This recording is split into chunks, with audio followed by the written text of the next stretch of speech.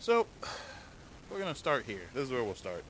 So, I flat sanded this and blocked it the best that I could, and it looked really good. And then I went back over it with the black as like a guide coat, sanded it again. It had a bunch of low spots, and it would have turned out better, but this right here wasn't working for me. So, I bought this at O'Reilly's because I didn't want to buy like an $80 sanding block, and well, you need technically three of them, and at $80 a piece plus a sandpaper, you're like 300 bucks in, and you still haven't even bought the oxide primer, the sealer primer, the Bondo, and everything else. So it's unnecessary.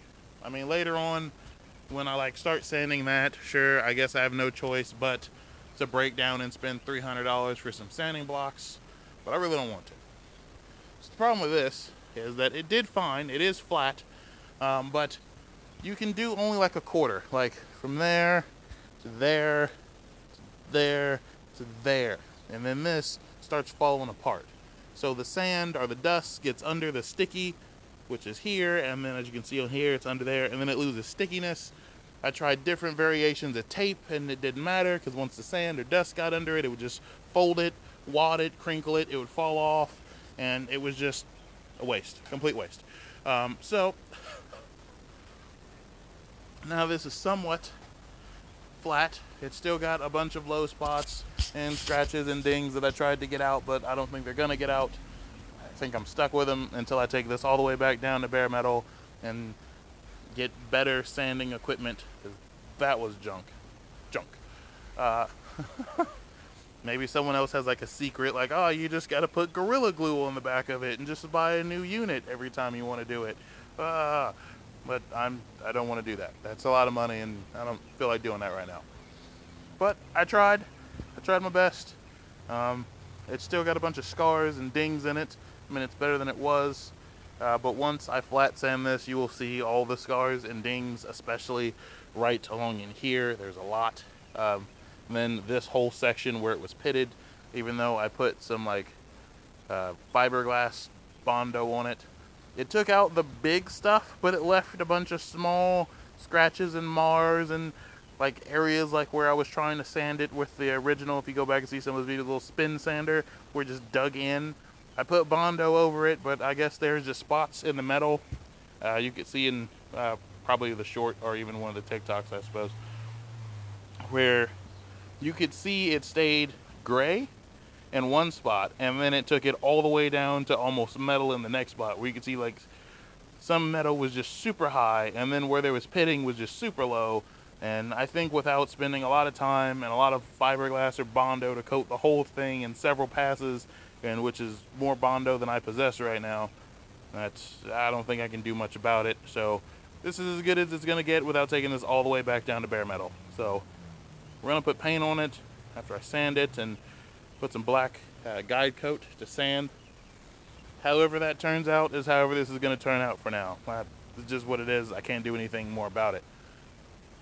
Again, without taking it back down to metal, and I'm sure there'll be someone in the comments saying, "Oh, well, if you had just spent the $800, you'd have a perfect, flawless hood." Well, we're trying not to spend $800 because that's excessive. Because, well, as you can see, the front of the car is still missing the front of the car. So, $800 front of the car.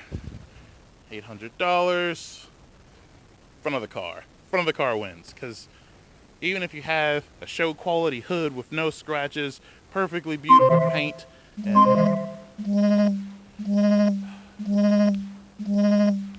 it really annoys me that I turn on Do Not Disturb and I still get notifications and vibrations when I'm trying to make a video. I don't understand. The point of Do Not Disturb is Do Not Disturb, but it still happens. I don't get it.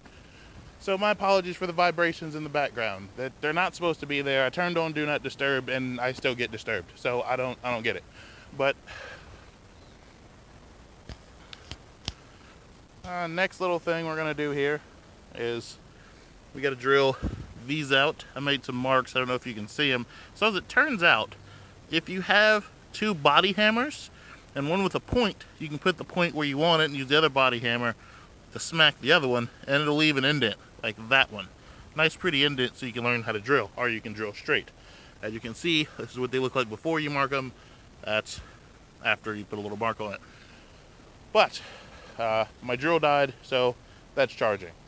So while that's charging, I figured I would take the time to show you how far we've come along before the rainstorms continue to roll in and bad weather follows. You've got this guy. He's been cleaned up and painted with the same frame paint as down here. Originally, follow the leader. It looked like that. I mean, I don't know how it looks on screen, but that one's not as bad. But the other one was pretty rough, like really rough, extremely rusty. Like that was all the way, all over. This one just needs touched up, wiped off with like some wax and grease remover, hit with some frame paint, and we'll put it back on. Oh God, back over here.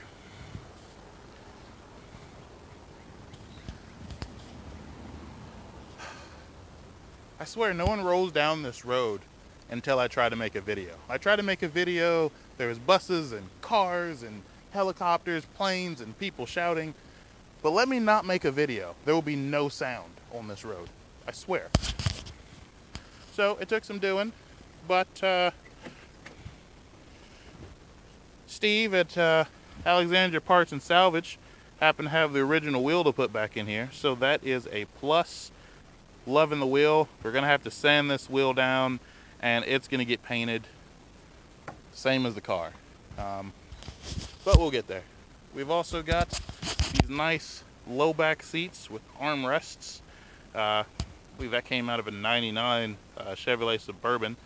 We're gonna reupholster that one. I don't know if I'm gonna keep the armrest or not. If I decide to keep it, I'll leave it. If I decide to get rid of it, I'll just pull the armrest, fill this section in with foam, and then it'll be like it was never even there. I do like the fact that because it is a removable headrest with no pins, as you can see there's no pin in there to hold them, I can glance that over and it will be a low back bucket seat. It'll look real nice. I also played with the idea of taking the headrests, putting them apart, and then building a bracket, if you will, or loop, where I could run the racing harnesses up through here, basically using the headrest after I redesign it to hold the racing harnesses. I think that's what we're going to do to that. Not 100% sure yet, but pretty sure that's what's going to go down. The back is just filled with stuff, random stuff that belongs to the car, some doesn't belong to the car, but as we move along, that stuff will find a home, not in the car. Alright. And as for the springs, these are pretty much done for. So I'm going to have to go get some new springs, because that right there wouldn't even hold up a wet paper bag on a Tuesday. It's not happening. And wet paper bags obviously don't weigh much. So for those who don't get it and that went over your head, wet paper bags don't weigh much. It's designed to hold up a hood. It won't do that. So useless to me. Alright, moving around to the back of the car. What we believe. We have to do some searching, but I've seen it at a car show and I thought it was absolutely awesome. So this light right here is just a reflector. It's just reflective, and then there's just a little bulb in here. So when I saw, the noises, I swear. Anyway, we'll just talk louder and hope that's not on video. So we found these little guys at a car show. Someone put LEDs in here. Like, it was super cool.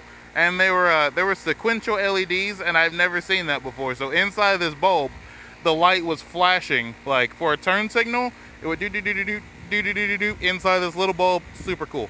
Down here, he actually had this turned into a single LED light, so that actually was LED as well. The reverse light, I mean, he just had an LED bulb in there, so that's really no big deal. And for the steering and suspension, we have a surprise for that, but first we got to get the motor mounts in there, because as I found out, I was about to install the suspension, but you can't install the suspension on these cars until you've installed the motor mounts, because you have to get your hand in through the spring pockets to get to the bolts. I didn't design it. This is just things I'm noticing as I'm going along, and I try not to like do something and then have to undo it. So take a little bit of time, see how things are put together, and go about that route. The steering column, I'm almost 120% sure I'm gonna have to replace that. Not because it needs to be replaced, but because I'm 6'7", and the people who drove this car in 1956 were probably like 4'2", and for whatever reason, I've noticed this, the seats in a 4-door aren't the same as the seats in a 2-door. And what I mean is, see, in a 4-door, your bolts are right here, which is fine, but the seat aligns perfectly with this pillar. And if you ever look at a 2-door, like an actual 2-door, the seat still aligns with this pillar, but that pillar is back here. I think it's like 6 to 8 inches back, and the seat lines up here. However, in a 4-door, the back of your seat aligns with this pillar here. Now, what that means is, just for visual reference, we'll move this out of the way and turn the seat. Maybe. So that's lining up with the pillar. As you see, half the steering wheel is literally in the seat. But if you move it 8 inches back, it would be more comfortable, and you don't have a steering wheel in your chest. So there's that. Definitely gonna have to do something about the floorboards, and definitely do some rearranging, because that's not gonna happen. All right, I'm not 4'2". I can't drive it that way. So custom floorboards it shall have. We don't really know what we're gonna do for the rear end yet. We're still floating. We're still thinking. We know this rear end won't handle the power, but I think if we be real gentle with it, maybe we can make something work. If someone happens to have a 4.9-inch they wish to donate, all ears. I would love to have a 4.9-inch that fits this car, because then we can be a little more playful. But I think that is just about all for now. As people crack the throttle as they go by unnecessarily. Yeah, look at that. And he had an accident. I heard that. Anyway, well, hopefully he's not too terribly hurt. But again, if you crack the throttle and do dumb things happen. You know, fuck around level of 7, find out level of 9. Oh, it's so far. It's so far. Oh, and the body has to come off to put in a cross member to have the cross member welded, because as I was laying under there, I found out that where the cross member that I found to put on these cars, they want you to bolt and weld. Well, drill the holes to bolt, but the bolts come into the top of the frame, and you can't, because where they specifically want you to do that, I'll just use my hand, the car is like that high off the frame. You're not getting a drill in there to drill anything. So the body has to come off to put in a cross member for the manual transmission with, you know, the motor mounts. I'm sure if you had like a Chevy 350, there was a better answer, but apparently to put a manual transmission, not a 4L60E or 700R4 like everyone else is running, and take the lazy route, apparently the manual transmission cross member requires you to move the body off the car completely just to put that cross member in. Well, really they're cross member brackets, and then the cross member can be unbolted once the brackets have been drilled, bolted, and the little bottom plate welded on. But, you know, that's that. This is broke. That's broke. I'm broke. We're all broke. I'm a dude. She's a dude. We're all dudes. But yeah, that's kind of what we got going on at the moment. We would, if the weather holds out, well, go do some work and maybe get some paint, and we'll see how terrible the hood looks afterwards. Hopefully it's not too terribly trash, but I'm sure it's going to be trash and garbage, and I'm going to be upset with it. Just like this door right here drives me nuts. We got a ding, and I don't really know if I want to like try to remove it, put Bondo over it. I don't know. We'll get to that later. But I thought I would at least give you guys somewhat of an insight to the nonsense of what's going on.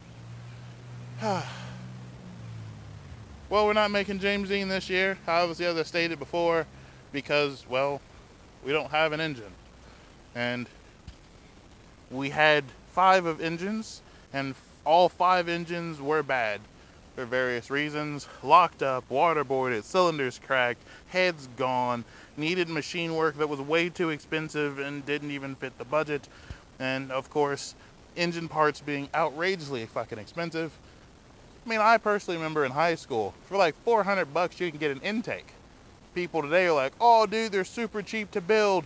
You just get an intake and it's just like $3,000. In what world is $3,000 fucking cheap? I don't know. Maybe it's me. Maybe I'm complaining because I'm old. Maybe that's an old thing now. But again, $3,000, not cheap. So we don't know.